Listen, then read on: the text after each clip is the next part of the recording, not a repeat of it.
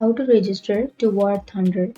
So if you want to register to Warthunder account, then first of all you need to open up a browser, and then you can go for the search bar and search for Warthunder register, and here you will have all of these searches.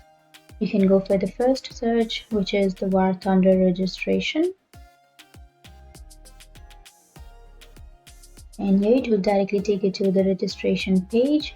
So what you have to do is you have to enter your email address on the first blank, and then you have to enter a nickname.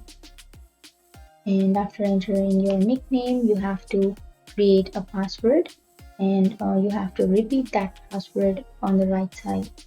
And you have to enter the code. You have to enter this code here, and after entering that, click on I accept the terms and services and privacy policy, and then click on create an account.